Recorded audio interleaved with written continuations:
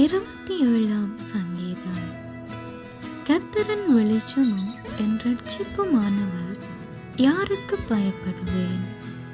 கர்த்தரின் ஜீவனின் பலனானவர், யாருக்கு அஞ்சுவேன்? என் சத்துருக்களும் என் பகைஞருமாகிய பொல்லாதவர்கள் என் மாம்சத்தை பட்சிக்க என்னை நெருக்குகையில் அவர்களே இடறி விழுந்தார்கள்.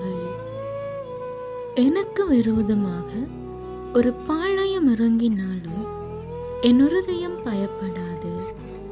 என் மேல் யுத்தம் எழும்பினாலும் இதிலே நான் நம்பிக்கையாயிருப்பேன். கர்த்தரிடத்தில் ஒன்றை நான் கேட்டேன், அதையே நாடுவேன். நான் கர்த்தருடைய மகிமையை பார்க்கும்படியாகவும் அவருடைய ஆலயத்தில் ஆராய்ச்சி செய்யும்படியாகவும் நான் என் ஜீவனுள்ள நாளெல்லாம் கர்த்தருடைய ஆலயத்தில் தங்கியிருப்பதையே நாடுவேன். தீங்கு நாளில் அவர் என்னை தம்முடைய கூடாரத்தில் மறைத்து என்னை தமது கூடார மறைவிலே ஒளித்து வைத்து என்னை கன்மலையின் மேல் உயர்த்துவார். இப்பொழுது என் தலை என்னை சுற்றிலும் இருக்கிற என் சத்துருக்களுக்கு மேலாக உயர்த்தப்படும். அது நிமித்தம் அவருடைய கூடாரத்திலே நான் ஆனந்த பலிகளை இட்டு கர்த்தரை பாடி அவரை கீர்த்தனம் பண்ணுவேன்.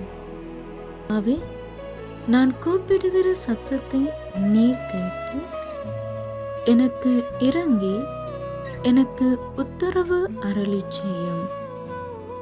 என் முகத்தை தேடுங்கள் என்று சொன்னீரே, உம்முடைய முகத்தையே தேடுவேன் கர்த்தாவே என்று என் இருதயம் உம்மிடத்தில் சொல்லிட்டு, உமது முகத்தை எனக்கு மறையாதேயும், நீர் கோபத்துடன் உமது அடியேனை விலக்கி போடாதேயும். நீரே எனக்கு சகாயர், என் இரட்சிப்பின் தேவனே, என்னை நெகிழ விடாமலும் என்னை கைவிடாமலும் இரும். என் தகப்பனும் என் தாயும் என்னை கைவிட்டாலும் கர்த்தர் என்னை சேர்த்துக் கொள்ளுவார். கர்த்தாவே, உமது வழியை எனக்கு போதித்து என் எதிராளிகளின் நிமித்தம் செவ்வையான பாதையில் என்னை நடத்தும். என் சத்துருக்களின் இஷ்டத்துக்கு என்னை ஒப்புக்கொடாதேயும். பொய் சாட்சிகளும் ஆக்கிரமித்து சீறுகிறவர்களும் எனக்கு விரோதமாய் எழும்பியிருக்கிறார்கள். நானோ ஜீவனுள்ளோர் தேசத்திலே கர்த்தருடைய நன்மையை காண்பேன் என்று விசுவாசியாதிருந்தால் கெட்டு போயிருப்பேன். கர்த்தருக்கு காத்திரு, அவர் உன் இருதயத்தை ஸ்திரப்படுத்துவார். திடமனதாயிருந்து கர்த்தருக்கே காத்திரு என்பதே ஆமென்.